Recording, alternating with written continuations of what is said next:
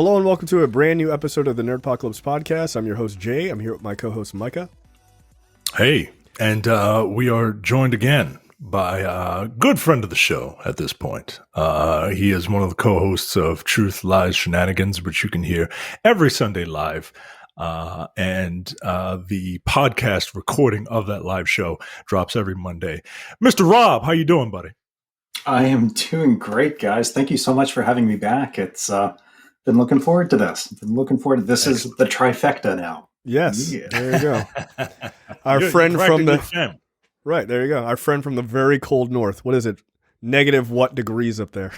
Oh my God! It's today's nice. It's we're going to be talking Celsius. I don't do the conversion so quick, but it was about -5, -10 degrees Celsius here today.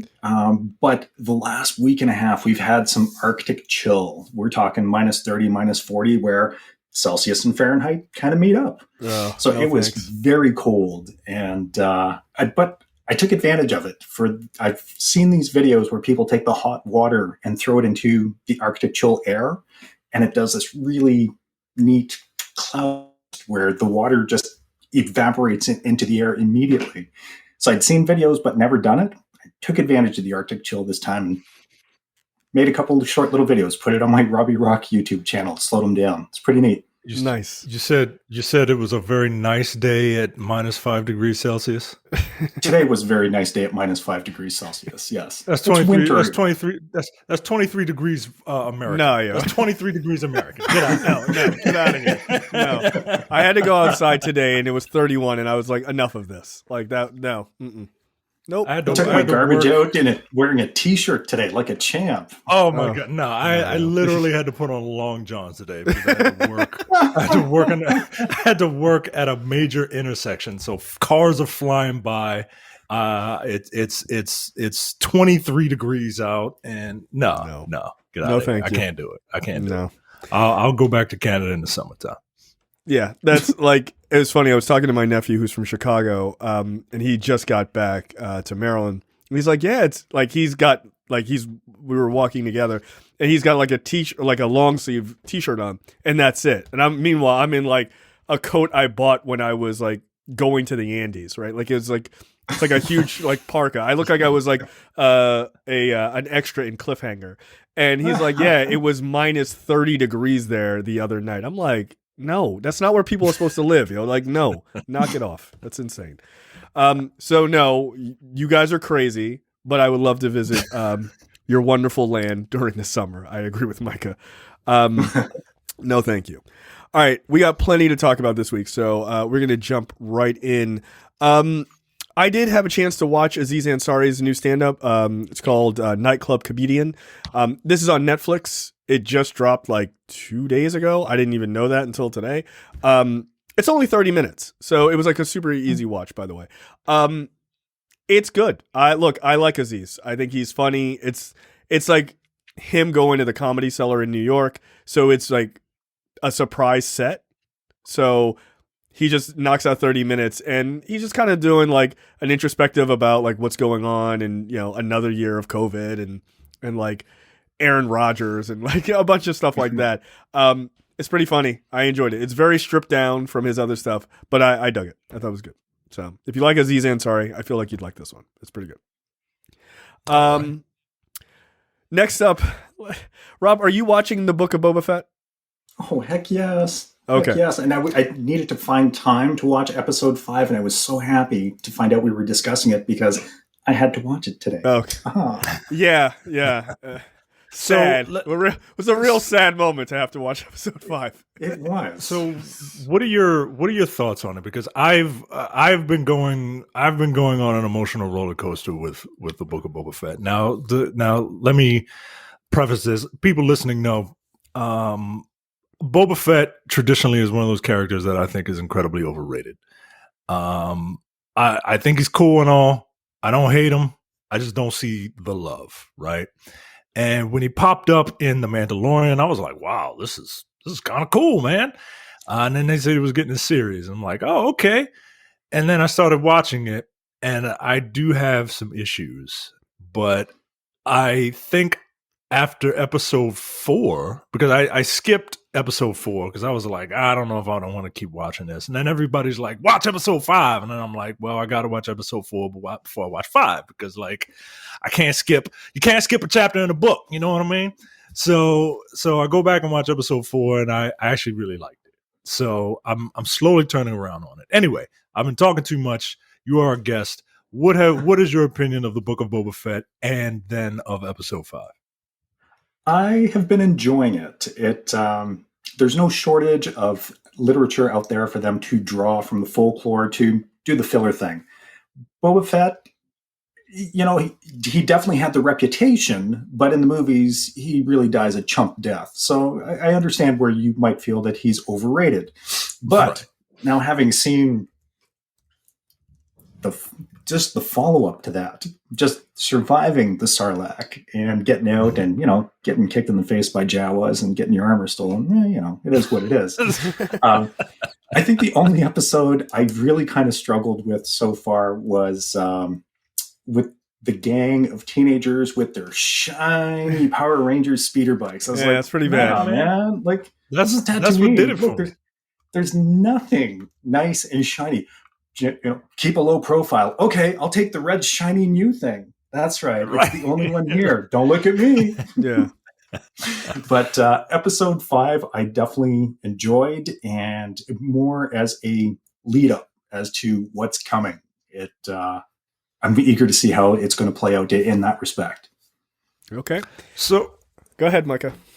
So, you know, once episode 3 hit, I was like, I'm done. I can't do this anymore, right? Like the whole, like, the kids and all that, well, you're going to work for me now. And then just, I didn't really appreciate Boba Fett's characterization.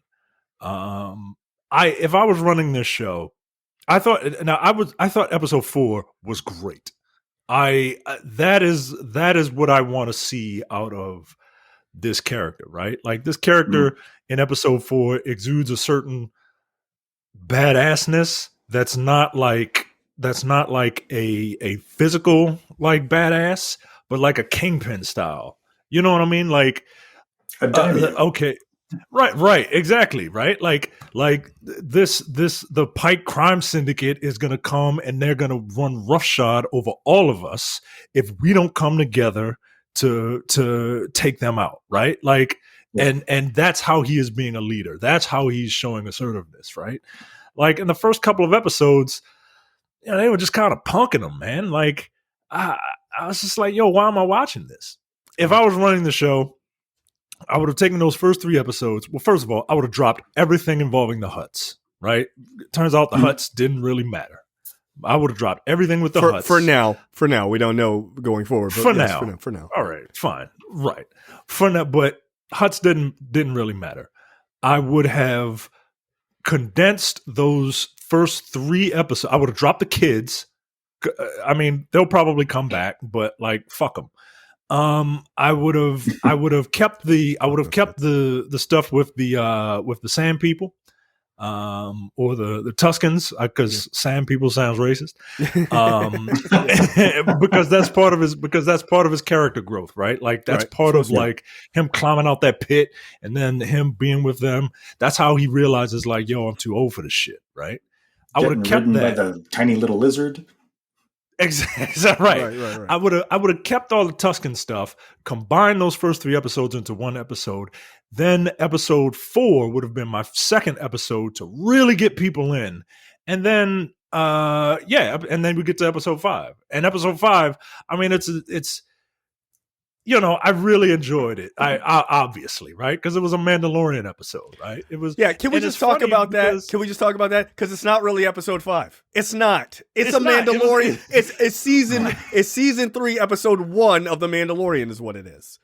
Right. And to be funny, like the funny thing is like everyone is raving about how this is like the best episode of the Book of Boba Fett, and it doesn't consist of Boba Fett. One.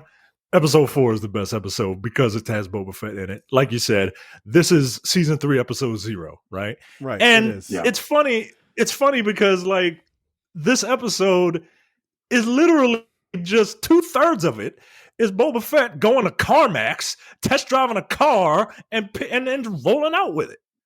Or Like, the Mandalorian. it's just- Mandalorian. Yeah, the Mandalorian. He's basically test driving a car for 2/3 of the episode, and it's still like everyone just is it's still better than the first 3 episodes that we've seen of this show. I disagree with hear that. what you're saying. I think it's better than the first 4 2 minutes episodes. of montage. We're building this ship. We're building this ship. No kidding. Oh, the droids are funny. We're building this ship. Dude, we get it. You built this. Just wheel it out. Show me. I don't need that montage. So for me, I think episode 0 of season 3 of The Mandalorian is a better episode than all of what I've seen for Book of Boba Fett, which I don't hate. I wanted more from this show. I truly did. I wanted more. But that's fine. Whatever. It looks like it's building in a way that I think will actually show him off as like being the badass he was when he showed up in The Mandalorian, which is what people want. I know it's like, I get it. Like, oh, they're trying to do this sort of like almost like Soprano style, Tony Soprano style character, right? And he loves his family, but like if shit goes down, he's got to like, all right, I'll take my friend out back and shoot him in the head and throw him off a boat if I have to, right? So I get it. I understand that characterization and everything else. But my thing is, if you're going to do this, like you're right, Micah, like that idea of consolidating those first 3 episodes, like that would have made a lot more sense, because like you need, in order to give your sort of Tony Soprano type character something to do, especially because he's supposed to be a very physical character, like as far as like fighting goes, at least he was in The Mandalorian. You got to do the, like, I get it. You got to do the sort of, bureaucratic stuff, but you also got to give him something to shoot and punch. Like you have to at some point. And it's been way too long for some sort of physical action from this character, because that's how people know him, right? They want to see some of that physical action. So you could do a little bit of both, but it was like very unbalanced. And the reason why it's really obvious in episode 0 of The Mandalorian is because that episode starts off with him using, spoiler alert, like look, we're going to talk about it as we always do. Like he's using the dark saber. He cut a dude in half on a table. He's going to work. I messaged Mike. I was like, the first 5 minutes of this episode are better than anything that I've seen in this season, which is unfortunate because it should have been a lot more balanced. Now, that being said, one, it makes me super excited for season 3 of The Mandalorian. Like, holy shit. They're going to bring Grogu back as a foundling? Like, come on, that's awesome. Jesus Christ. Like, I thought they were going to just move away from that. They're not. That's awesome. Fine by me. Yeah, give him, eventually give him the helmet. That's going to be like kind of weird because of his ears, but it's fine. Whatever. But we don't know that it's a helmet, because what you saw during that montage. Oh, I think it's some sort of chain or something. Exactly. It was the rings that dropped. And I found that really interesting because that's one of my hobbies. I do ring mail stuff. So it's just kind of like, really? Ooh, we've got a couple of plushies. If it's just ring mail armor, I can make that for him. Nice. I don't have to buy that shit. I can make it. Which is always the better way to do it. Like, I'm not spending any money. It's the nerdy way to do it. That's right. There you go. So, like, I look forward to season 3 of The Mandalorian a lot. Like, that whole episode I thought was dope. But like, I want to see, like, okay, so now we know that Mando's going to come back and be some muscle alongside Boba Fett in this big throwdown fight with the Pikes. Okay, that's awesome. Are we getting more people? Because it would be cool, like, if they could bring back some other people from The Mandalorian that we've met. Like, that would be kind of dope. Or bring in some other characters. I mean, my guess is the Wookiee is going to be on his side. Yeah. Like, that makes sense. Yeah. The teenagers. The teenagers. Yeah, here we come. Like, these guys are the worst.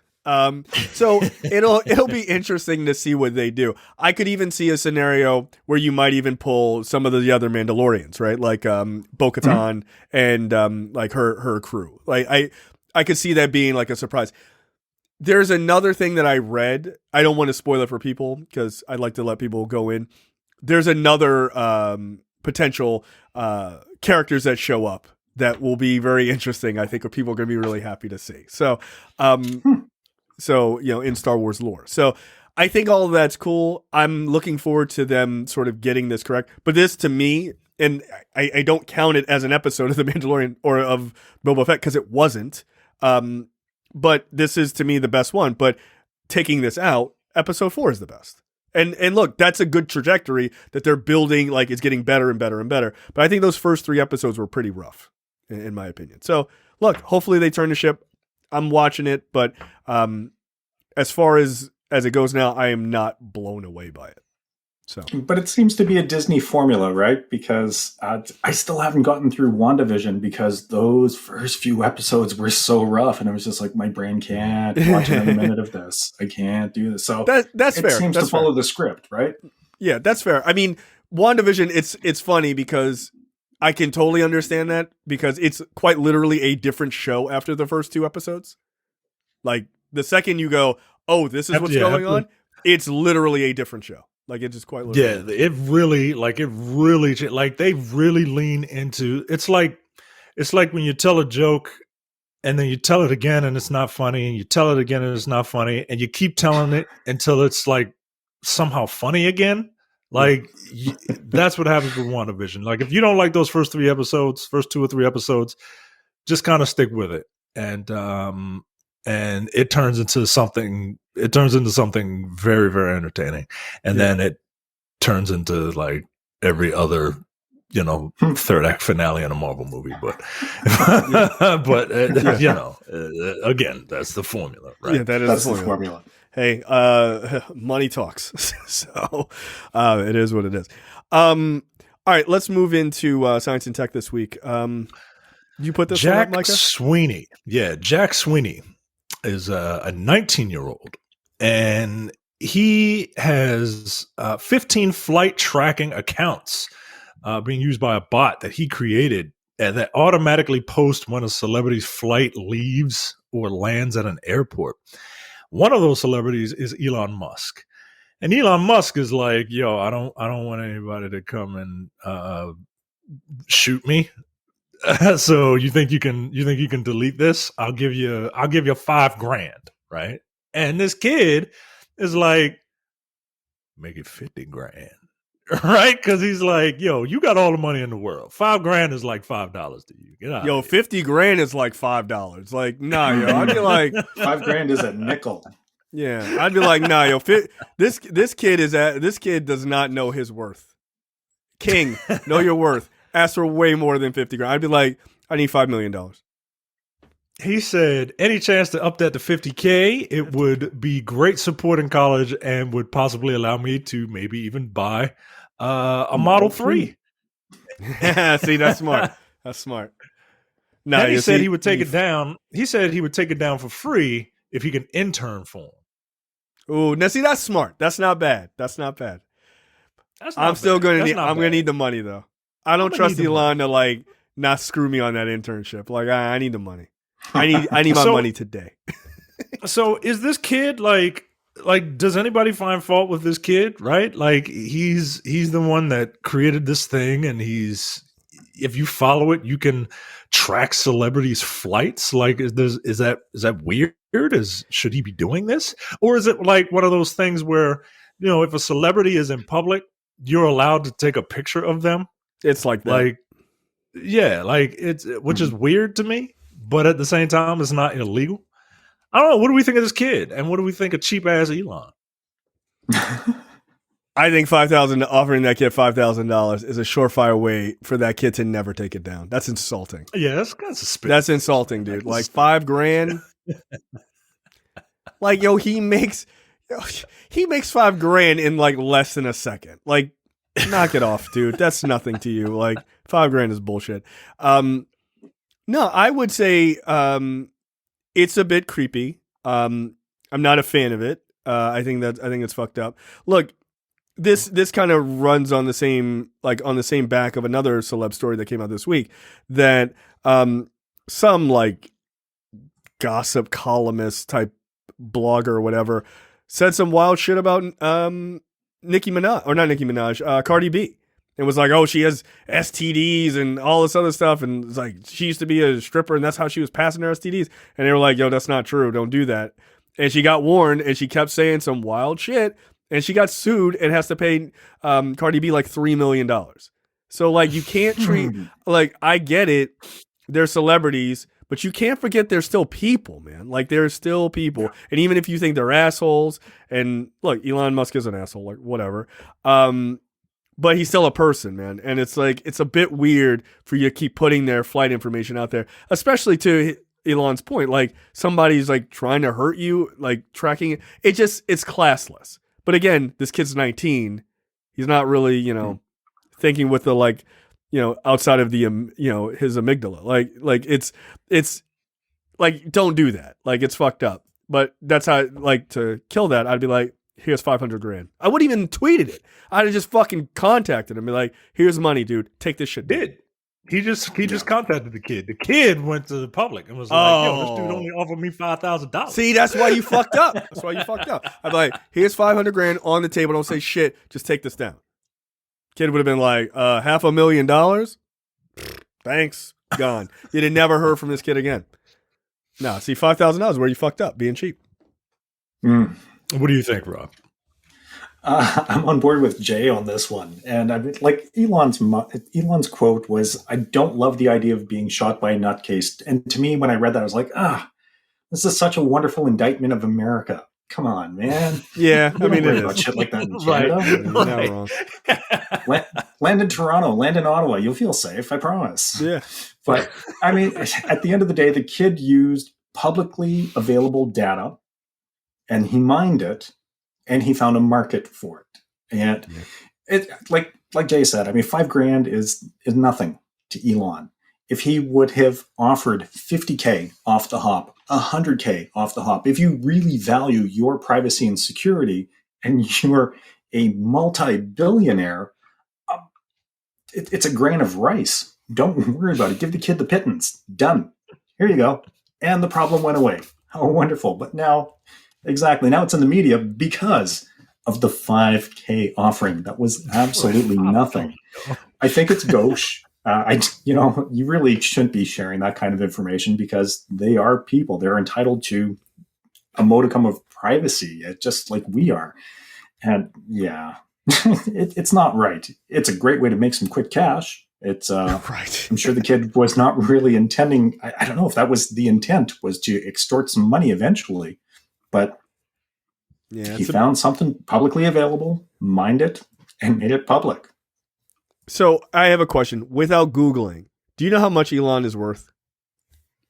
$260 billion? Micah, what do you guess? Like $300 billion? He's worth 200. Like something ridiculous. He's worth, according to Google, he's worth $238.5 billion. And all you could offer was $5,000? Dude, come on, man. That's ridiculous. Right? That's ridiculous. I'm sure if Elon's riding a motorcycle, the helmet on his head is going to be worth $5,000 or more because he's going to want to protect that melon. Well, dude, do the same with this Twitter thing. Didn't he complain recently, like, I have to pay $11 million in taxes? Right, Yo, like, you can pay $1 billion in taxes. You can pay $1 billion in taxes, Elon Musk, this article says that Elon Musk earns about $1.41 billion per hour on this one particular day. Yo, $1 billion an hour? You couldn't kick out $1 million to that kid to shut him up? Come on, dude. Come on. See, this is the problem with uber rich people. Like, you have all the money in the world, but you're such a cheap prick. Now everyone truly knows. $5,000? Come on, man. Get out of here. Here's a button and a stick of gum. Now take it down. Yeah, like, dude, come on. I mean, like, if he would have just been like, here's $500,000, like, knock it off. That kid would have been like, yo, thank you. Yes, sir. He would have never heard about that kid ever again. He would have been like, hell yes. And even if he told people are like, that's bullshit. And he'd be like, all right, it's bullshit. Check out my new car. It's $500 million. It's $500 million in an NDA. Go away forever. Yeah, yo, $1 million in an NDA, done. You didn't never heard anything. You can never mention this. We're done. And I'd be like, you know what? Or mention it. Who gives a fuck? Who cares? Who cares? Who cares? I got $238 billion. I'll buy and sell anybody who writes a bad fucking tweet about me. Who cares? That's crazy. All right, stupid / weird tech. Rob, this was your bright idea. What is this thing? Oh boy. I love this segment of the show because it always gets me going down that rabbit hole online, and I love finding stupid, useless technology. So yeah, this is pretty useless. Right? So this was made by the Laboratories. It is the brew-moving beer pong robot with speed control version 2. That's right. Oh, okay, so, cool. It's a new one. Yeah, so you know what version 1 was, right? You know what version 1 was. Version 1 was a bunch of solo cups. Yeah, taped on a Roomba. Taped to a Roomba. Get the fuck out of here.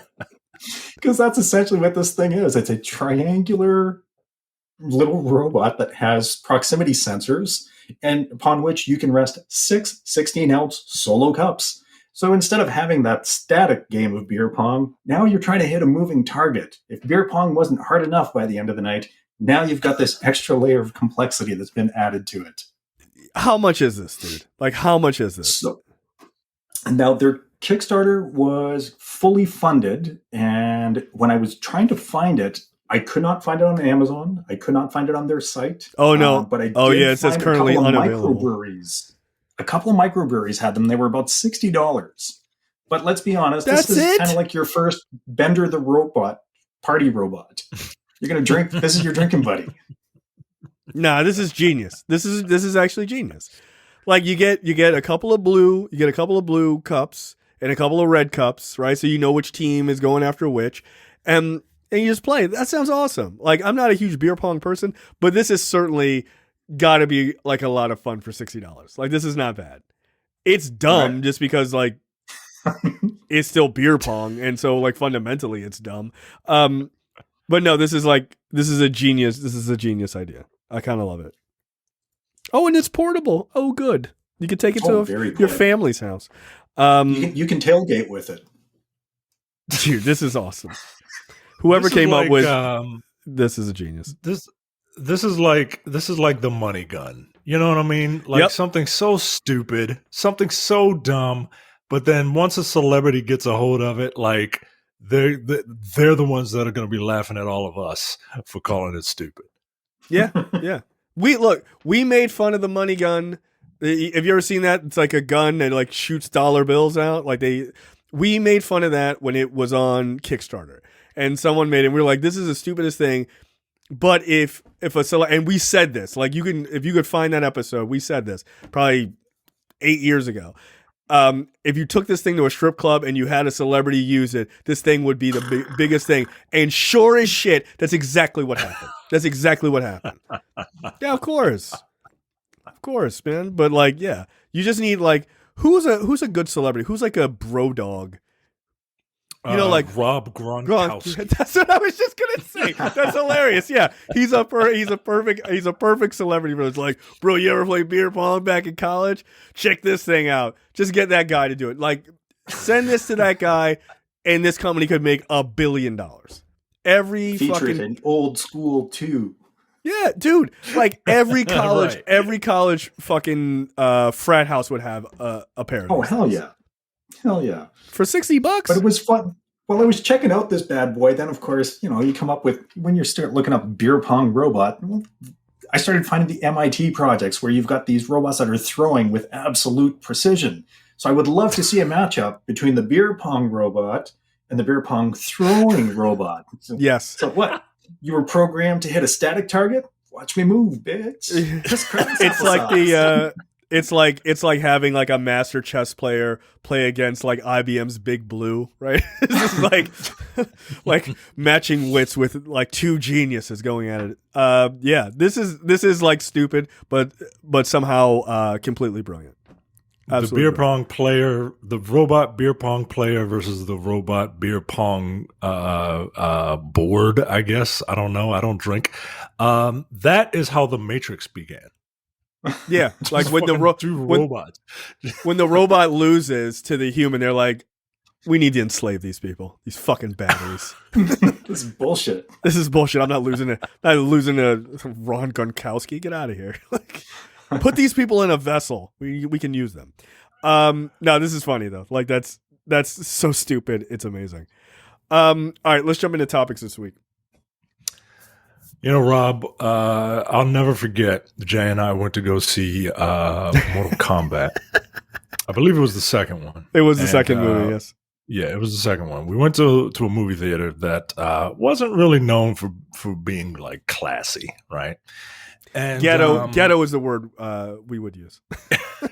and we were there, and just out of nowhere, some little kid is running up and down the aisle, screaming at the top of his lungs, "Mortal Kombat!" I'm just like, whoa. And that was literally the last time I've ever been to that theater. Yep, we swore it off that day, and I stuck to it. I'm 42 years old. I don't know. I was like 16 then. It's like I'm never. I don't know when the hell that movie came out, but no, never been back. Anyway, New Line Cinema is moving forward with a sequel to the latest Mortal Kombat movie that just came out.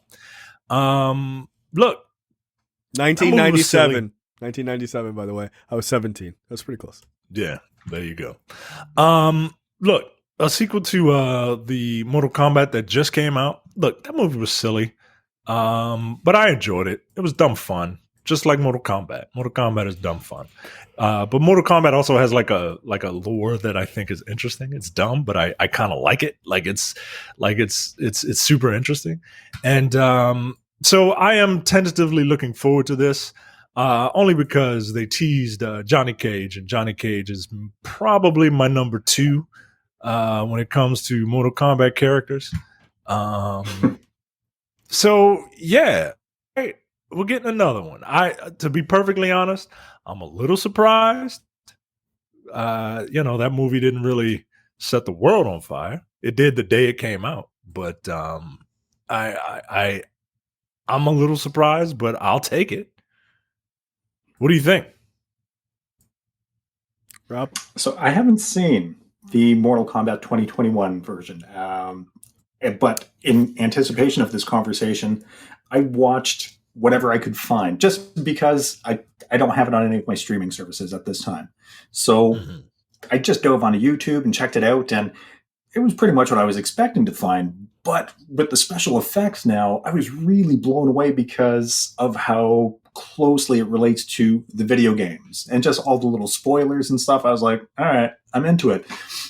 And the story, okay, well, if we're going back to the 90s Mortal Kombat movies, I wasn't going there for the story. I was going there to see some fighting. I was there to see some special effects. I was there to see a crappy dragon transformation sequence. You got it.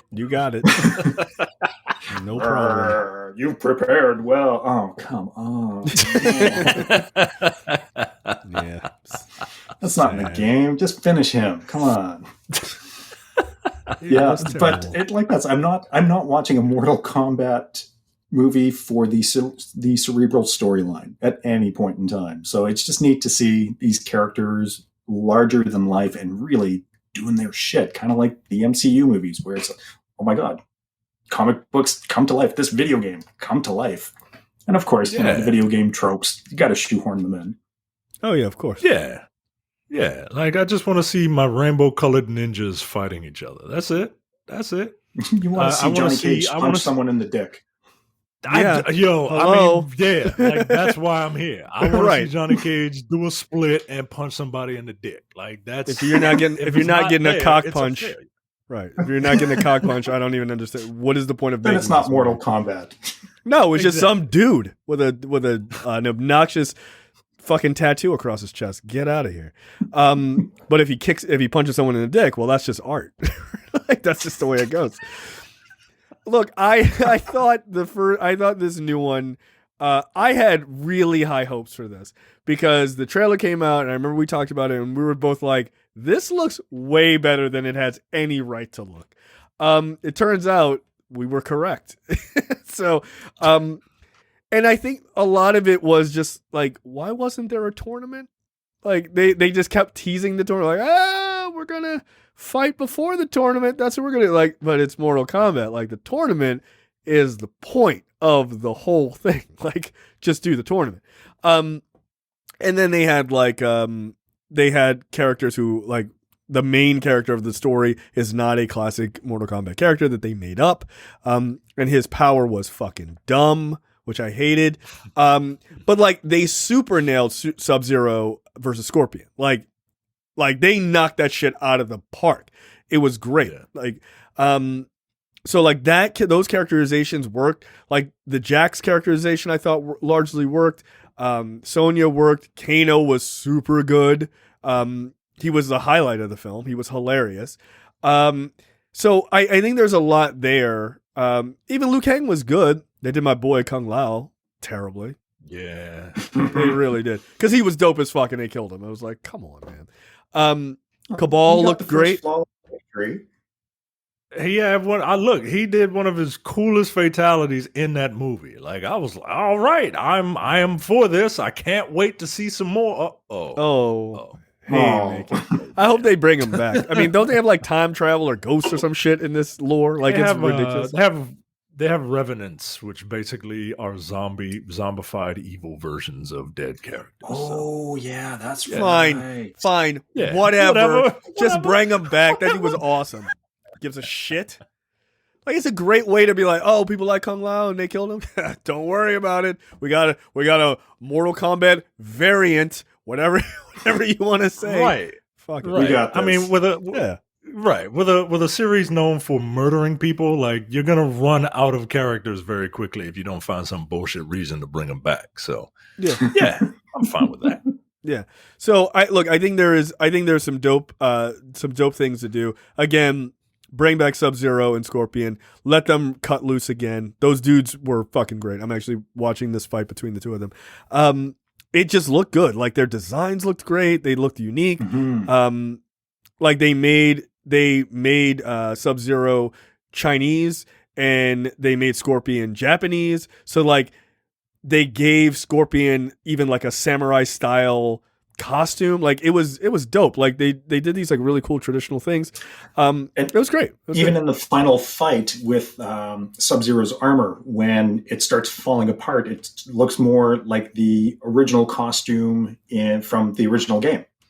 Right. So you've got these historical little pieces that are they're there for you to appreciate if you know that they're there. Yeah. So I'm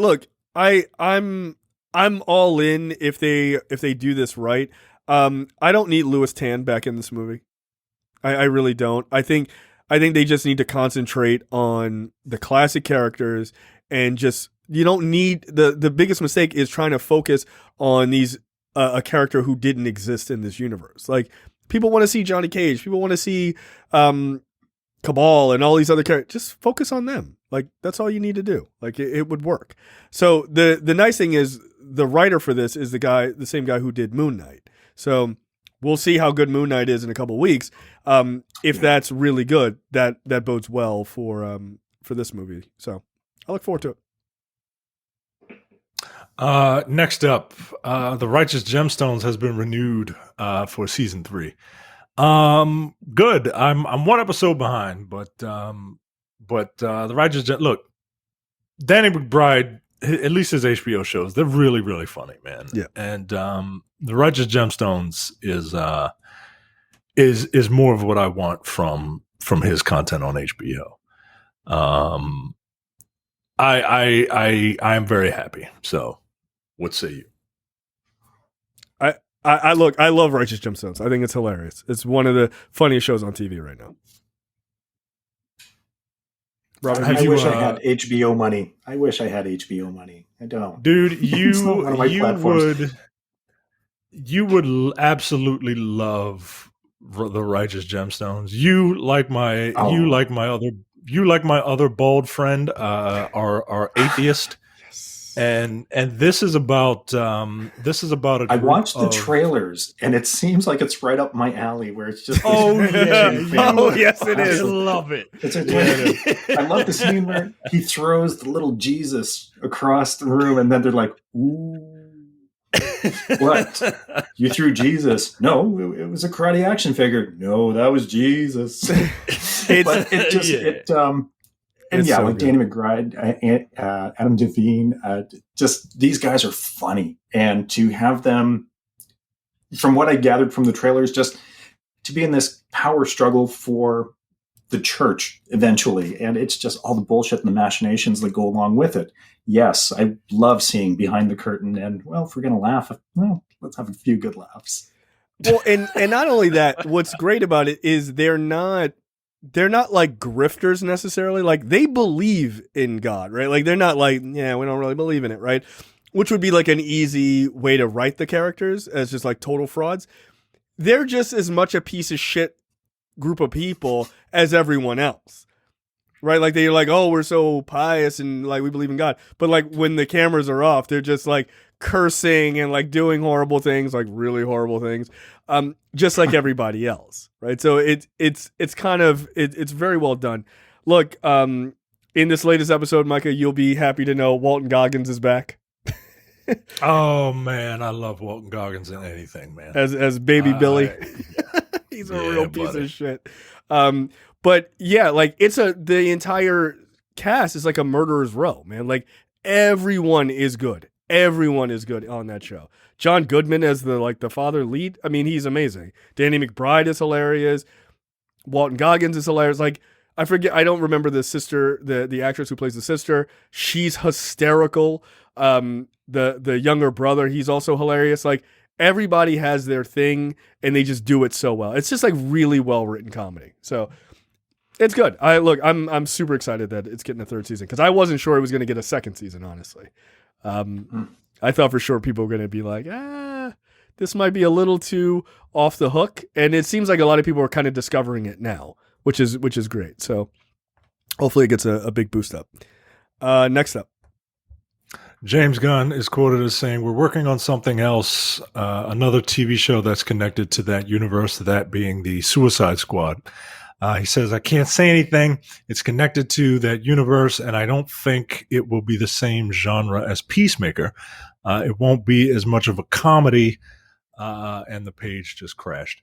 That's pretty much of a comedy, but yeah, it'll be so another spinoff.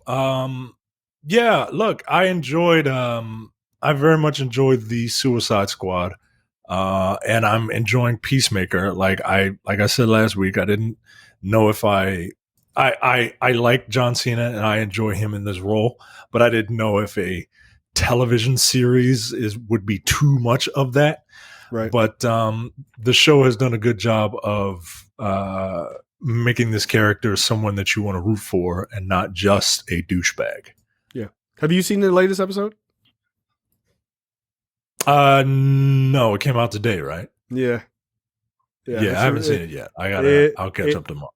It is real good. It's really good. Yeah, look, again, this is another Rob. I'm sorry, this is another HBO show.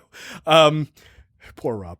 But we did talk about the Suicide Squad last time I was on, and it's I got no love for John Cena or the Peacemakers. So I don't know that I'm really missing out, because it kind of hits two marks that I want to avoid. That's fair. That's fair. Yeah, if like this Peacemaker it's a bit different, right? Like he's way more complex. Like they do a lot more dealing with like who he is as a person, as he's been put on this other Black Ops team, where he's the only superhero. As he refers to himself, they're like, are you a superhero? Like, are you really? You're a fucking psychopath. But the supporting cast is really good, but it's really funny. Like, if you like James Gunn's style, like this feels more like R-rated, like Gunn really likes to cut loose, especially this 5th episode. Holy shit. Something kind of major and super violent happens, and it's awesome. But yeah, I'm enjoying the hell out of it. Like, if I had to guess who is going to get their own series, a spinoff, I would venture to guess it's probably Ratcatcher 2.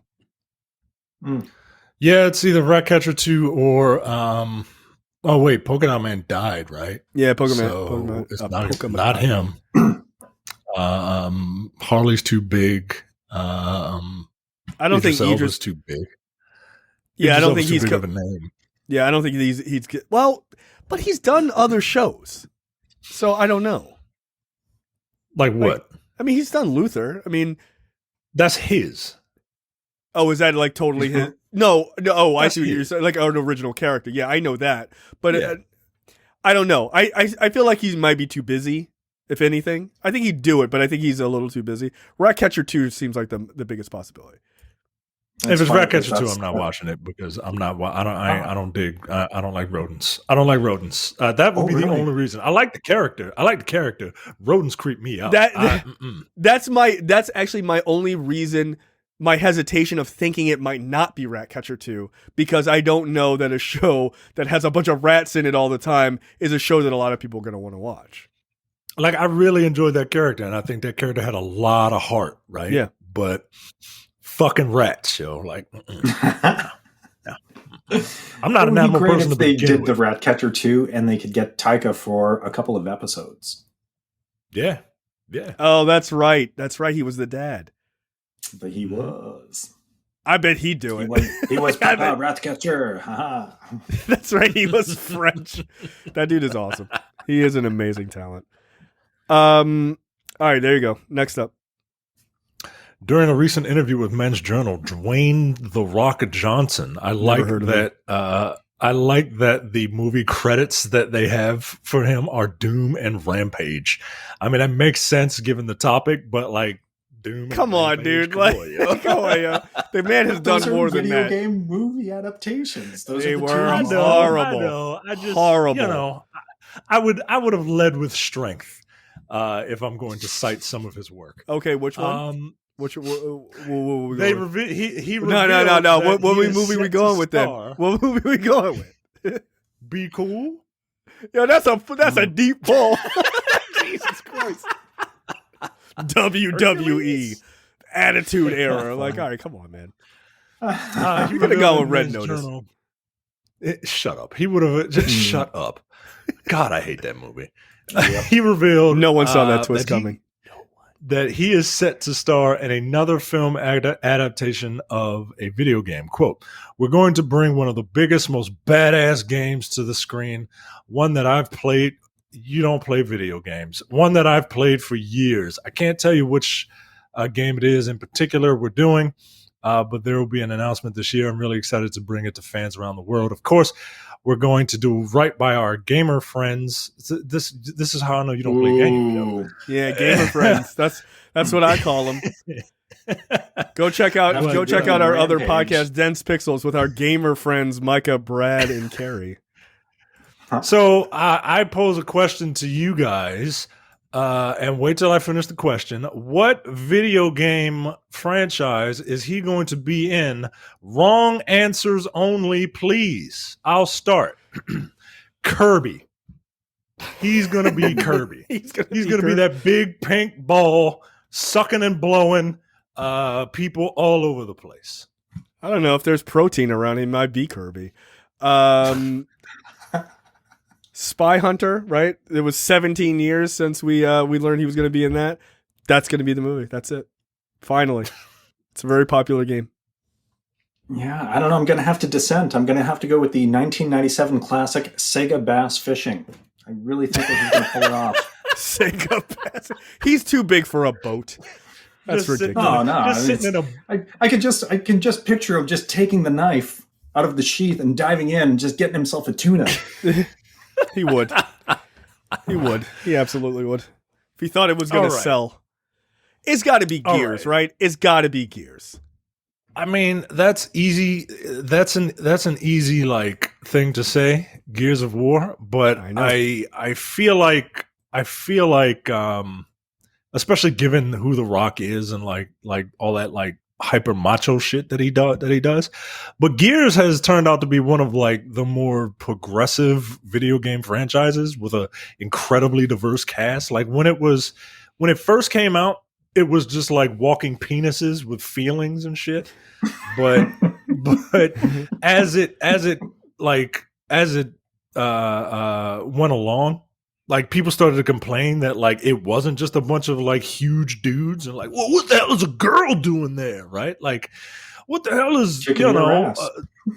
Apparently cutting you up with a chainsaw gun. So Gears is an easy choice. I'm thinking it might be something like to your Spy Hunter joke, I'm thinking it might be something like maybe like another Need for Speed or something that you can market to a mass amount of people.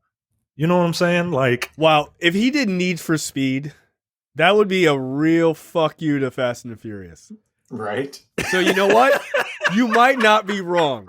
You actually might not be wrong. You might not. That's actually a good pull. That's not a bad pull. Like that would be a real fuck you. I'm doing this shit. Yeah, I could see that. I could see that. I'll show you how to fly a car from a cliff to a plane, and then blow the plane up in the car, and then take the parts from the plane, and then fly down, and then throw the fucking wings and chop people's heads off. I'll show you how to do it. All right. Like coming this fall, 4-quadrant movie. Everyone's gonna fight on the street. The street always wins, and then you just stomp on the ground. You know what? I think that's a wild guess, but that's not bad. That's not a bad guess. I'm leaning more towards God of War. I can see him as Kratos. Please don't. I know. I can absolutely see him as Kratos. Or Borderlands would make a fun movie because it's a funnier spin on the whole Mad Max kind of world, if you will, and he could easily be Brock. Easily. Well, they're making a Borderlands already, though. Oh, no they're shit. making a Borderlands movie now. Yeah. So Kevin Hart is in it. He's playing Roland. And Kate Blanchett is playing Lilith. Okay. I see the Kate Blanchett as Lilith a little more than I see Kevin Hart as Roland, but like that's just me. But you know, Kevin and The Rock, like they're best buds. I mean, I wouldn't be adverse to him like you said, him playing Brick or something like that. You know what I mean? But I figured if he was going to be in that, they damn sure would have announced it already. Oh yeah. Like, hey, other people are in this, but also The Rock is starring in Borderlands. Like, so I think Gears is a good possibility. The other part is like, The Rock really likes to be like, he loves being the lead, obviously, but he really likes when the spotlight is hard focused on him and almost him alone. I could see them giving another chance at Doom. Doom has been redone. It's a pretty popular game. I could see it. Yeah, of him being because Doom, especially like now, like I don't know if you've seen videos or Rob, if you've played like later versions of Doom. Like Doom is all about like it's all about like keep moving. It's all about like this Doom's. It's all about the guy. His name, he's called the Doom Slayer, right? And he's just a super space marine, and it's all about like just him running as fast as he can to kill as many fucking aliens and people from hell as possible. So yeah, I wouldn't be surprised. I wouldn't mind it if they lean on some of the later iterations of Doom and just kind of like stay away from that first Doom movie. We don't need a first person shooter in the movie. That's dumb. Even though it's a first person shooter game, we get it. We don't need another chainsaw scene. No. Yeah, we do. Yeah. It should look like a goddamn Epcot ride, right? Like, well, I'm gonna pull that up on YouTube. Hold on a second. Stupid. It was fucking weird. It was so bad. This scene is 4 minutes. Oh God. Yeah. I've actually never seen this movie. Oh well, spoiler alert! Well, he ends up being the villain. Really? Yeah, he ends up being the villain at the end of it. He starts off as good, and then he ends up being the villain. What a twist! What a complex series of events. Wow, this looks like shit. Yes. Wow. Yeah, I'm really okay that I never saw this. Again, it's not a cerebral storyline either. So yeah, no. Shocking news. Yeah, the only other thing I mean, a lot of people speculate God of War. I can definitely see that, like, just from a size perspective. I just don't think he has the gravitas as an actor to do it. Like, I just don't. Maybe in the like earlier iterations of God of War when Kratos was just a fucking rage machine. But if they are like the father Kratos, but yeah, I don't see him pulling off like a world like a weary Kratos who is just trying to like that 2018 God of War was a character piece about a man and his son who he's not necessarily estranged with, but he doesn't have a lot in common. The thing they had in common was the woman in their life, his mother and his wife, and she died. And the game starts off with you having to bury her and take her ashes to a certain place. And it's a journey, like it's a very like endearing father-son journey. And and The Rock is a decent actor. I don't know if he can pull that off, man. No, I don't think so. But early Kratos, like you said, a big ball of rage. Yeah. Oh, yeah. Just fucking dickhead rage monster. You did what, Daddy? I'm coming for you. Yeah, I could totally see. So who knows?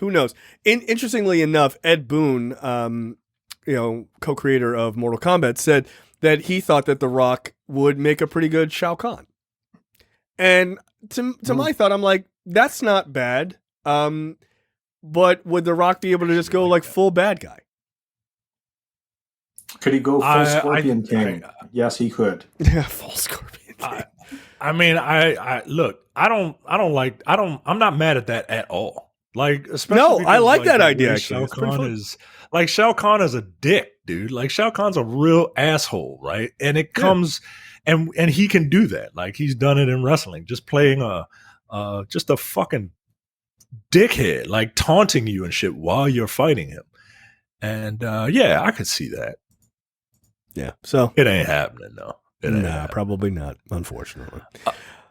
In more Rock news, he is starring alongside Chris Evans in a holiday film. It's going to be an action comedy for Amazon. Okay. The film, which is currently titled Red One, I don't know what it is about him in the color red all of a sudden. Yeah, I know. Aims to shoot this year. It's a globe-trotting 4-quadrant action adventure comedy with the word "red" in the title. Money. Starring a guy who is very popular for being a comic book character. I really hope this isn't just another Red Notice, guys.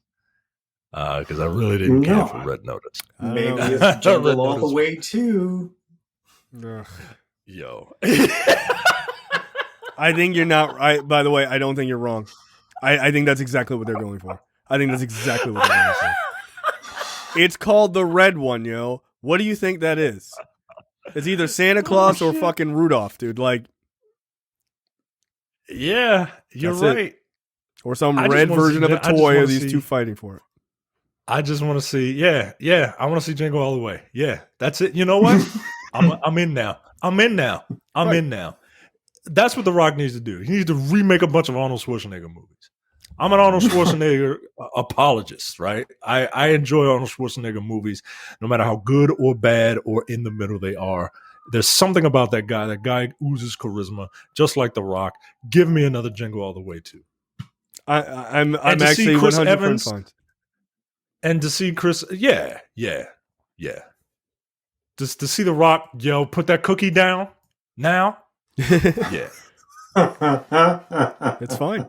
I wouldn't even be bothered by it, but I think that's all you're getting. I think you're getting a Jingle all the way clone. It's okay. That's fine.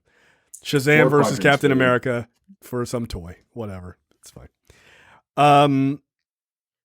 Next up, Guardians of the Galaxy Volume 3 director James Gunn says the Dark threequel is the last time we'll see this team together.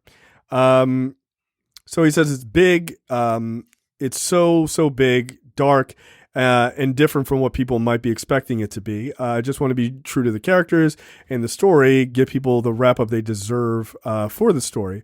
It's always a bit scary, but I'm doing my best. I'm aware that the third film in most trilogies suck, but not always. I would argue Spider-Man No Way Home proves that. It does not have to Alien suck. 3 was amazing. No, it wasn't. No.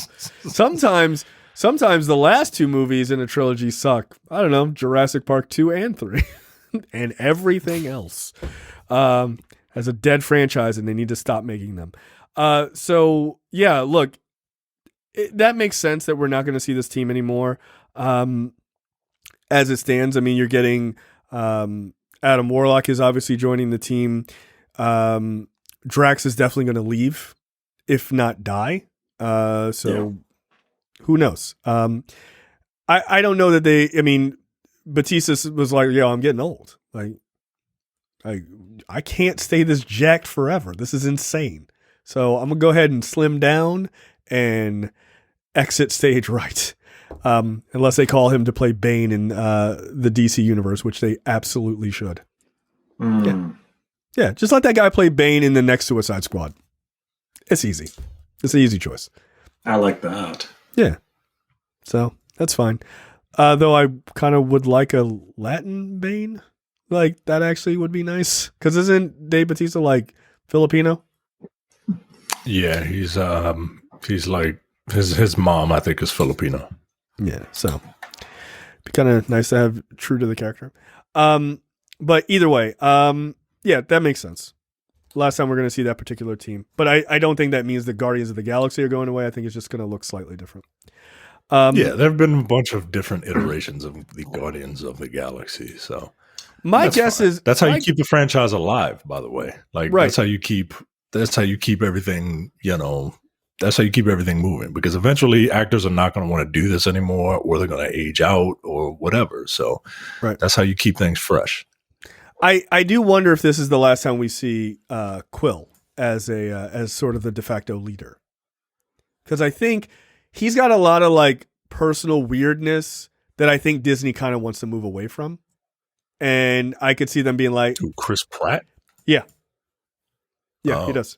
All right, like he's got like his like he's like a hard, him being like Christian, I don't give a shit about, like whatever, but like he's got like some like hard right wing shit. Like his brother is a part of like some like militia type of shit. Like they're like kind of like really hardcore right wingers. So it's like I can see Disney being like, I think we're kind of done. With you. Like we don't need to fire you because that's stupid, and we don't need that press. Like we don't need to try to offer you $5,000 to shut up. But I think my guess is like Quill will get this movie and then maybe like one big team up movie again, and I think that's going to be it. I wouldn't be surprised. Next up, sad news. Mission Impossible 7 has been pushed back to 2023. Cried a little bit reading this. But apparently 7 and 8 will be pushed back to 2023 and 2024 respectively. I think it's mostly because of delays because of COVID and taping and things like that. But that's okay. It's fine. I can wait. I'm still getting Top Gun Maverick, so I don't really care. It's all right. It's okay. So sad news for all us Mission Impossible super fans, but we'll deal with it. We'll be okay. We'll wait for our Scientology movies, Jesus to come back to us. I love these movies, man. Like they're fun. The last one was awesome. I just want to see Tom what Cruise just reached that certain zenith of crazy for me that I kind of went, no, you're not seeing another dime from me, bro. Like, that's why relationship is done. That's why I go see those movies, because every time I was like, oh, how is Tom Cruise going to almost kill himself for my personal entertainment? Let's tune in to see. Strap yourself to an actual plane as it's taking off. Well, that's nuts. Can I see it again? Like, yeah, absolutely. Cool. Show me again. Dude, he literally did. What was that? 6? Or no, 5? 5 he did. Yeah, I or think maybe it was even 5. 4. I don't know. But yeah, he strapped himself to the outside of a fucking like C-130 as it took off. That's a testament to those. That's a testament to those movies, by the way. Like, which one did he do it in? 6, Right. 5, 4. I don't know. They all run together. Right. Well, he's gonna try to kill himself in all of them. So I think it was in. I think that was the opening of maybe 5 because it was the opening scene. Everyone's like, "Whoa, this is a crazy stunt." He was like, "No, this is like they didn't even throw the splash screen up. Like they did that crazy stunt just cause." And then I think in that same movie, he held his breath for like 5.5 minutes or something insane in that like water scene, which was awesome. So yeah, those movies are great. He's fucking nuts, but those movies are great. Next up, Bob Iger, former CEO of Disney, had some things to say about the theater business, basically, and some stuff about streaming. He said, like, look, I think that the damage, he's like, the damage that was done to the movie theaters during COVID, is so bad that I don't think some of that stuff will ever recover. He was like, I don't think it's necessarily, quote, I don't think it's the death of theatrical movies.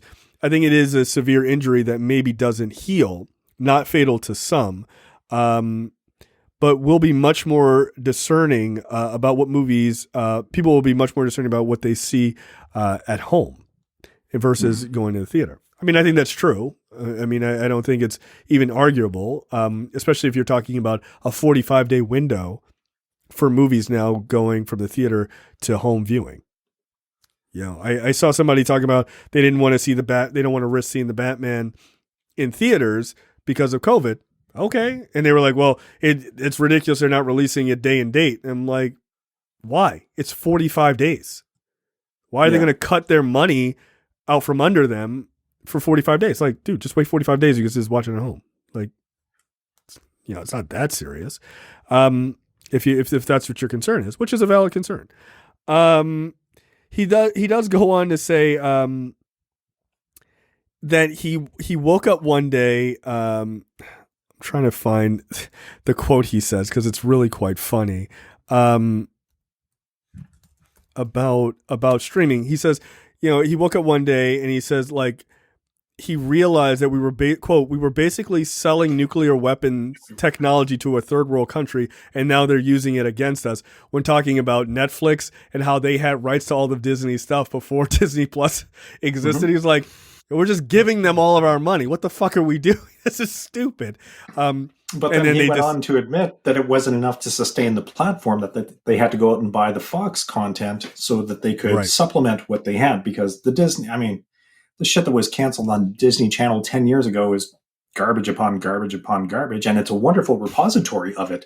I wish it was a repository of their old racist characters, too, so we could watch that archive. Yeah, footage. no thanks. But, No, I don't need a TikTok. I don't need constant TikToks of that shit.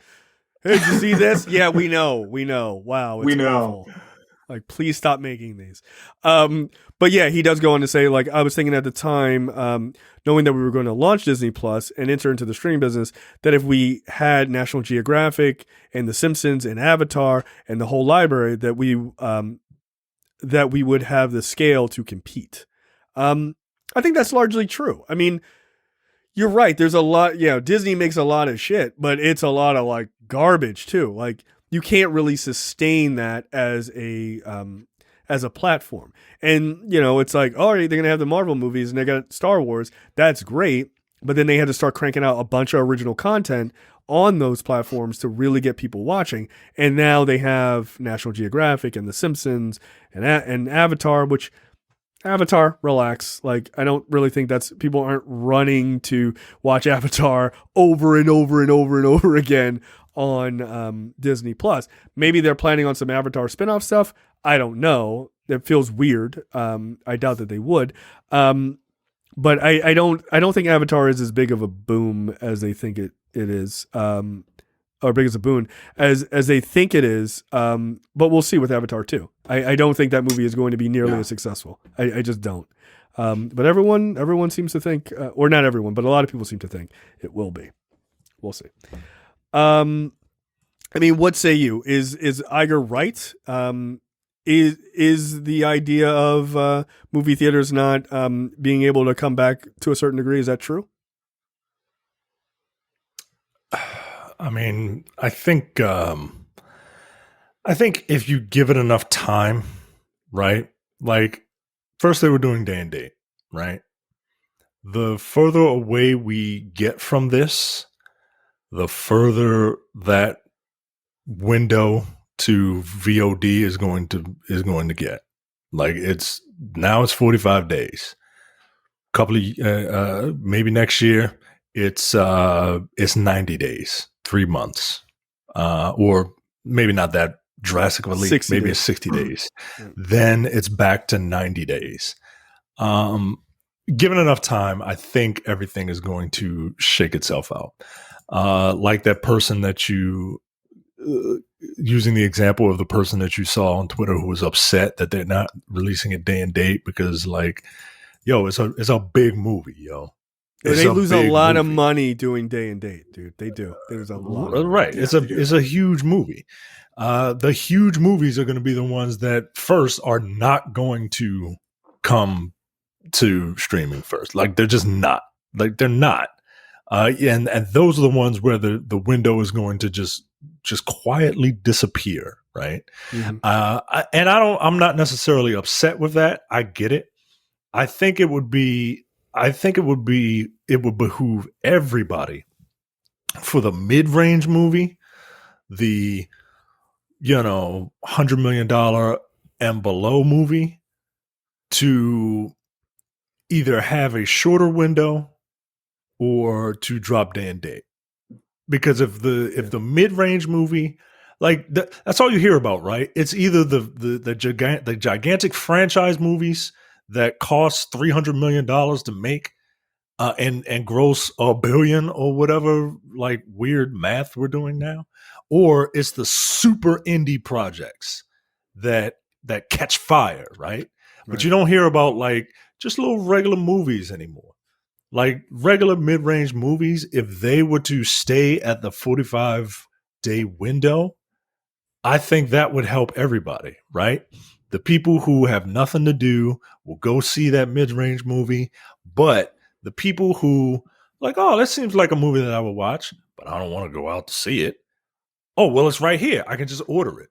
You know what I'm saying? Like, yeah, absolutely. The Spider-Mans, you're going to go out to see, no matter what. Yeah, absolutely.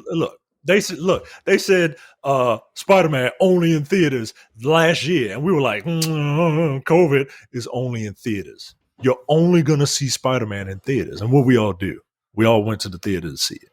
Yep. You know what I'm saying? Right. As Omicron was, like, taking off, and people were like, I'm going to risk it. Right. I'm going to risk it. We're going 11 a.m. Most of it. We're going 11 a.m. Right. That's what we did. We saw at 11 a.m. gas masks and you goddamn right. Yeah, all that. We thought we were gonna be slick too. We're like, nobody gonna be there. That theater was crowded as fuck. We're like, God damn it, jeez, it's 11. Everyone's got the same idea. Yeah, everyone's like, we going at 11. No one will be there. Like, it turns out everyone is going at 11. But incidentally, like, speaking of Spider-Man, No Way Home is now threatening to take the top move into I think the 4th place or the 3rd place for top domestic box office from Avatar. Like, that's how well it did. And people were like, well, I thought Avatar was number 1. Or no, not for domestic. Just domestic. Because Avatar made all of it, like, big, huge money in China. That's where it made a ton of money, and overseas. But domestically, I think it's like 3rd or it's 4th or 3rd, one of the two. But yeah, Spider-Man No Way Home is on the verge of taking over that. So, I mean, some people seem to think that it's only doing that well because people are super starved for something, which I think is a valid argument. But it's also Spider-Man, dude, and it has 3 Spider-Men in it, and we would never get that. So I think that has a lot to do with it. So, like, people were super starved for a lot of things. Like, they ain't rush out to see Shang-Chi like that. Like, no, like, it's like it just being a Marvel movie. Right. It's number 4, creeping up on Avatar. You know what number 1 is for domestic? For all time domestic. Is it Star Wars? It's like Force Awakens. It's Star Wars Episode 7. Like, it's The Force Awakens. Joe. Yeah. Really? Yeah. I mean, that did super well, but I wouldn't have thought it was number one for domestic. But yeah, it was. Yep. Damn. Wow. Yeah. So yeah, it's coming for that Avatar money, dude. Like, and I think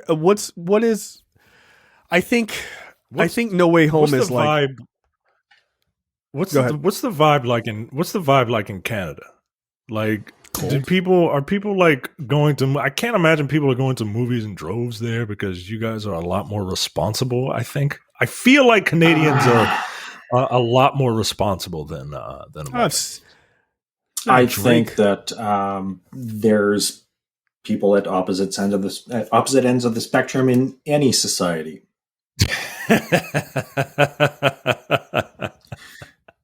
Yeah, I know that I have friends that are avid moviegoers, and in the last 2 years have been very selective. Have gone to one, maybe two movies. But my situation is that I have two people very close in my life that have immunocompromised basically immuno issues. So our bubble is really small, and we're very aware of the risks that we take, and we've minimized it. So I would love to get back to the movies, but much like we were discussing on the last episode I was on, I'm okay with waiting the 45 days. Right. I would be okay waiting the 60 days if it means that I'm not going to expose myself, and especially for entertainment. I mean, no matter how good the movie is, it's still just a form of to get me out in a crowded public setting. It's going to have to be damn enticing. It's going to have to be really good. It's going to have to be better than flashing lights and big noise. A lot better. Yeah. Yeah, that's fair. That's fair. And that's the point, right? Like, if you're having a window of 45 days, like, that's not bad, dude. That's less than 2 months. Mm-hmm. Like, you're like, by and the if time it's available to rent on one of the streaming platforms, well, shit, we haven't gone out on a date night in forever. So here, shut up and take my money. I'll pay the $25 and we'll enjoy this. Sometimes not even that much, right? Like, if it's one of these like mid-range movies, you might be able to catch it when it goes on for rent, like $11-12, right? In the US at least. So that's not bad, right? For the big ones, it's generally $19.99.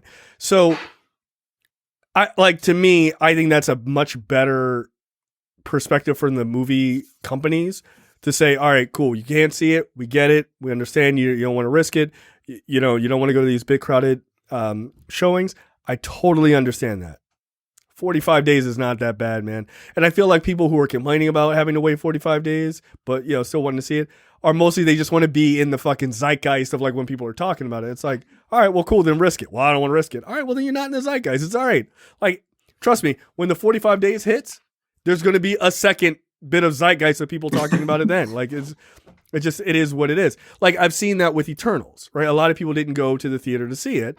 And then you see all of this new conversation about Eternals as everyone is seeing it because it hit Disney Plus. It's fine. Like, you'll just join the second wave. It's not a big deal. It's not a big deal. I don't think certain things are worth the risk. Like, I'm not going to go see just about anything. Like, there is a press only screening for a movie that's coming up. Does it look stupid? Yeah. Do I really want to see it?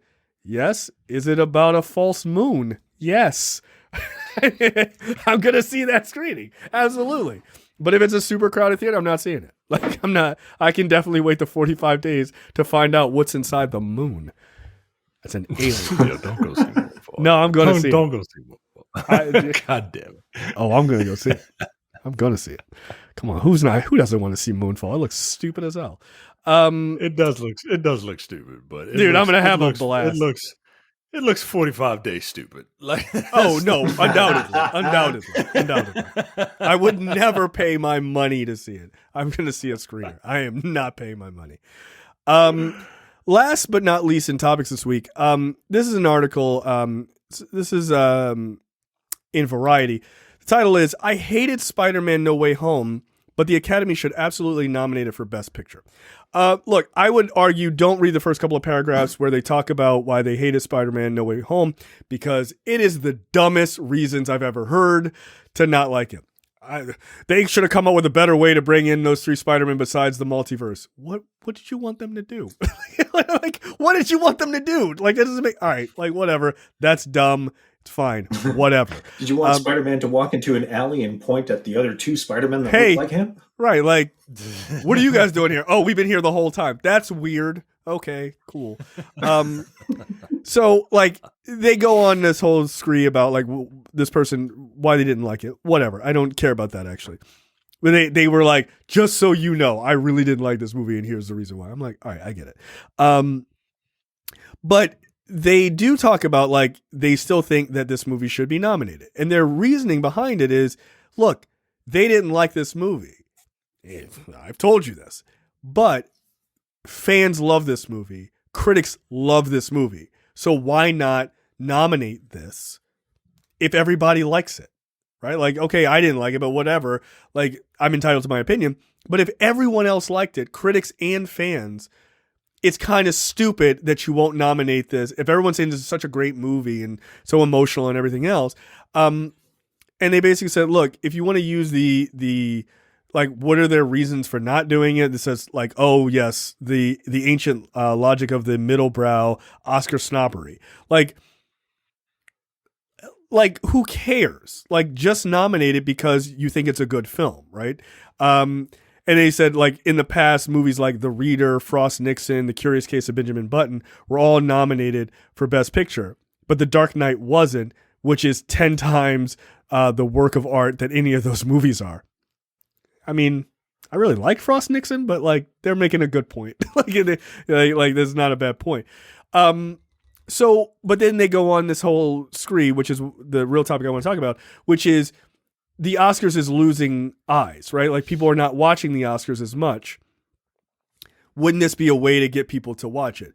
I enjoyed the article right up into that point, because to me, like, if you're just nominating it to just get people to watch it, that doesn't feel like a genuine nomination. Right? Like, it's not a genuine nomination. And you know how people are. When something gets nominated and everybody likes it, when it doesn't win, because it won't, when it doesn't win, you're going to get a bunch of backlash. And then you're going to have people, saying, well, I'm never going to watch the Oscars again, right? Like, even though they never watched them before. That's also right. Yeah, I literally think I am the only person that watches the Academy Awards, and that's fine. I do not.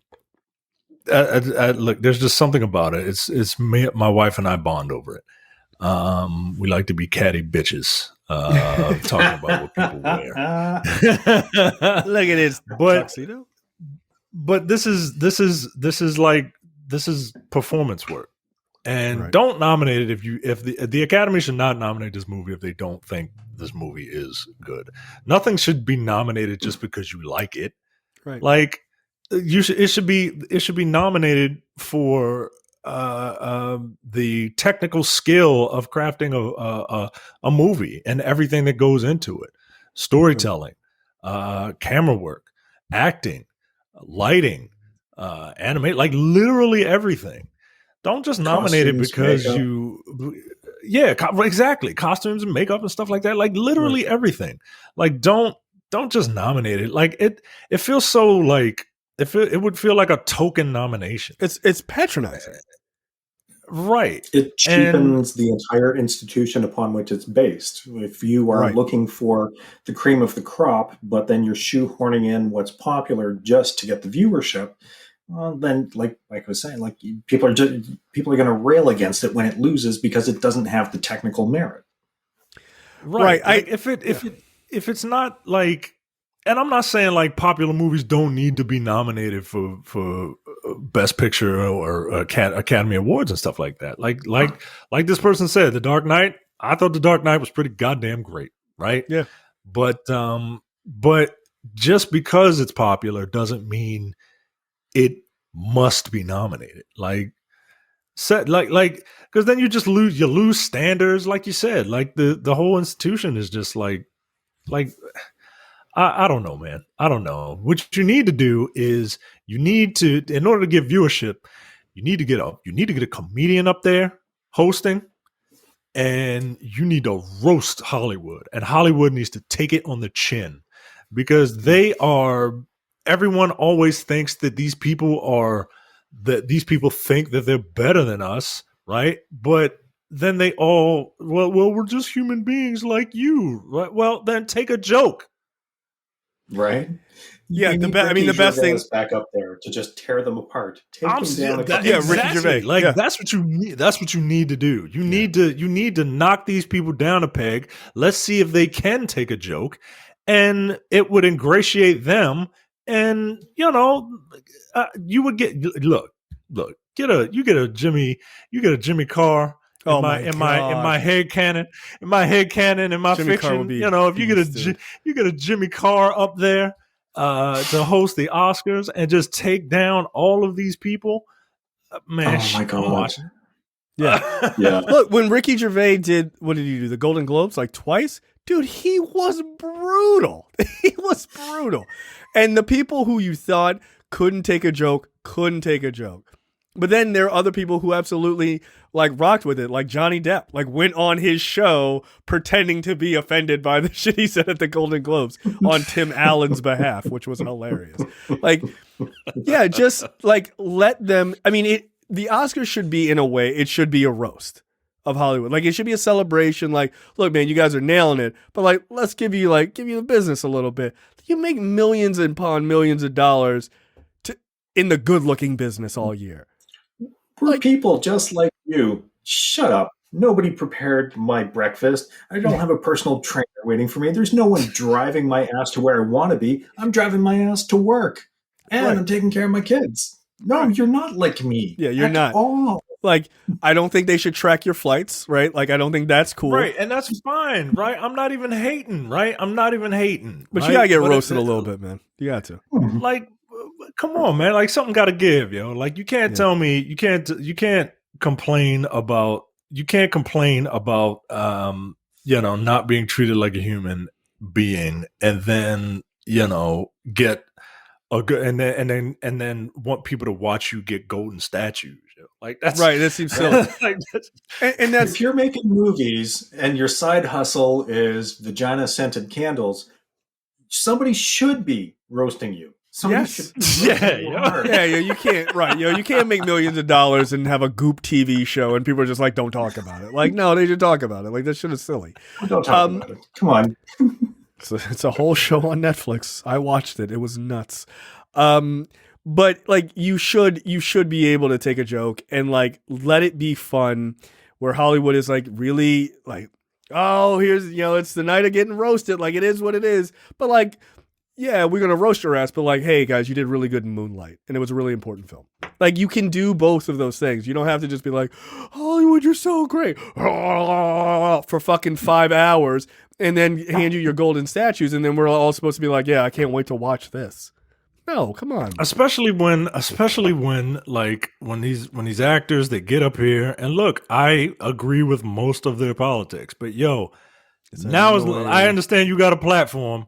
Now is not necessarily the time for that platform to sit there and talk at the viewing audience about what they need to change. Like, you're not one of us, guys. This is why people don't want to watch you get golden statues, man.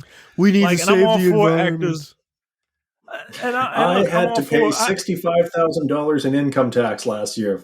Fuck, must be nice. Yeah, exactly.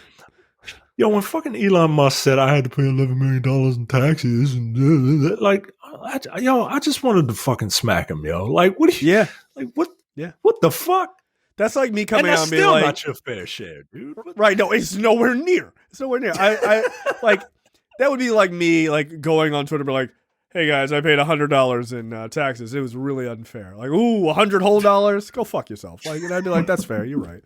But it's like, we need to save the environment, guys. Like, didn't you take a fucking PJ to get here? Yeah, I know, but I'm different. Like, all right, well, fuck off. All right, like, roast them a little bit. You get your golden statue. Now beat it, and we'll watch your next movie. It's fine. But it does need this idea of just, like, pushing in a bunch of superhero movies and stuff like that to get us to watch, to get our hopes up. And then for them to be dashed over and over and over again is stupid, and that's pandering, and it's patronizing. Also, look, and I'll say it. I know people don't agree with it. Black Panther should have never been nominated for Best Picture. It was insulting because we all knew it wasn't going to win. We all knew it wasn't going to win. It was bullshit. I enjoy, I enjoyed that movie, but I didn't. I can't remember what the lineup was that year. But I'm looking at the lineup. I'm like, come on, yo, knock it off. Like Black Panther won the awards that it was supposed to win. Now, if Black Panther didn't win costuming, I'd have been pissed. Riot. Yeah, I'd have been royally pissed because the costuming in that movie was amazing. Yeah. It won the awards that it needed to win. Yeah, but they were like, oh, let's push Wonder Woman as best picture. Like let's not get ridiculous, folks. Let's not get Wonder Woman best picture for what? The Razzies? The fuck out of here. I hope you're talking Wonder Woman 1984. Yeah. No, I love the first one. The second one deserves all the Razzies. All the Razzies. Yeah, they were like, they were thinking about doing an Oscar campaign for Wonder Woman 1984. I couldn't believe that shit. The level of arrogance, the delusion. Are you going to say no to this gal? What? That was one of the worst movies I've seen. Like, January 11th, 2021, Warner Brothers launches Oscar campaign for Wonder Woman 1984 by submitting it for consideration in the major categories. How, dude? All right. If that's not nominated for all the Razzies this year, I don't. Fuck out of here. That was one of the worst movies. Like, that was the movie that I was like, wow, I'm so glad that they have day and date for this. Like, I was so happy. It's going to be exclusively shown on HBO Max. I was like, that's awesome. Because this movie was a piece of shit. And my wife loved the first one. Man.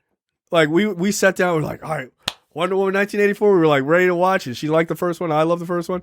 And she was like super pumped. And we were watching it and she was like, this isn't good. I was like, it is not good. This is bad. And she was like, yeah, all right. I'm like, all right, just so we're on the same wavelength, man. This is like a piece of shit. Yeah. Jesus. All right, so let's move on to our final trailer this week. This is for Murderville. Look, I think this looks really great. This is Will Arnett. This is a Netflix show. Will Arnett is doing this detective show where every episode he has to solve a murder. But the premise, the hook here, is that he has to solve it with some celebrity who doesn't have a script. And they're doing improv of the whole thing. This is a genius level idea, right? Absolutely. It is, improv's really hard, guys. And watching people bomb at improv is just as funny as watching people who are masters at improv. Maybe even a little funnier.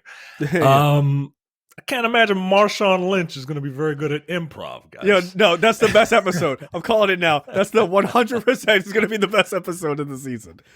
He's an insane person. But yeah, this looks incredibly funny to me. Rob, what do you think? When I watched the trailer just before the show, I was laughing, and I mean that's just a snippet of it because it's absolutely ridiculous. That's taking these professional comedians, putting them in improvisational situations, like the scene with Conan that was just airing, where he's talking to him in the earpiece and he's giving them just this ridiculous name, just syllable after syllable. Until finally Conan, who's a brilliant comedy writer, just has to break down himself. So I'm looking forward to seeing these pros break character in their scenes because Will does that over-the-top humor. I've been a fan of Will Arnett since Arrested Development. That was just brilliantly written and executed wonderfully. So to see him bring that level of dedication and silliness into an improvisational situation with these other pros, it's going to be rich. Yeah. I think this is a great concept. This is the kind of stuff that I'd like to see from Netflix. Like, this could have easily been like, oh, Will Arnett is some like goofy detective with a couple of celebrities that show up, time and again. But the idea of making it improv for the other actors, that's a good hook. That's a super good hook, and that's comes out February 3rd, so next week. Yeah, I'm gonna burn through this. I have no doubt. Oh yeah, this looks great. This is great. All right, so that's the only thing we have for trailers this week. Any parting words before we get out of here? Rob, would you like to let the people know where they can find you and your cohort? Absolutely. Like Micah mentioned earlier, Truth Lies Shenanigans is the name of the podcast. You can find us on YouTube. You can find us on Twitter. You can find us on Facebook, Apple Podcasts. We air live every Sunday at 4 p.m. And we try to get our content out promptly as possible on the Monday. We take on a variety of topics that will go to something deeper, political, social, to absolutely ridiculous situations that have happened in the week. We have a lot of fun doing it, and we actually spun off another show called Beyond the Scars, where Johnny Storm and Olivia are interviewing people who have overcome adversity. And I was just featured in their last podcast that dropped on Wednesday. I'm a survivor of suicide. My brother committed suicide, and I shared my story with them. And the podcast has taken off. So we're growing our brand. It's pretty awesome. Nice. Congratulations on that. It's always growing a new show is always a lot of work. So congratulations to you guys. Check out the show. And we will see you guys next week for episode 500. Holy shit. Wow. All right. See ya. Gotta $4.99. $4.99. You made it in. $4.99. There you go. So we'll be back for episode 500. We're not gonna do anything special because I'm not preparing anything. Or am I? Yeah, no. Best ofs take a tremendous amount of time. No. You want the best of? Go download any episode, skip around. Just skip around till you hear something that you thought was funny. That's your best stuff. Get out of here. We don't have someone hired to do that. Get out of here. Out of your minds. All right. We will see you guys next week. See ya.